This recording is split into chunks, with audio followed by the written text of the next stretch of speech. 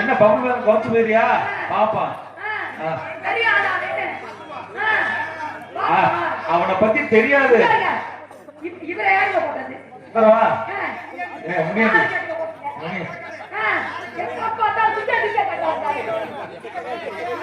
தூக்கி காட்டுற சைஸே சரியில்லை. வேகமா தூக்கி காட்டாரு. ஏன்னா எனக்கு கண்ணாடி போட்டா பயமா இருக்கு. மரியாதை குச்ச உள்ள வச்சு பேசல.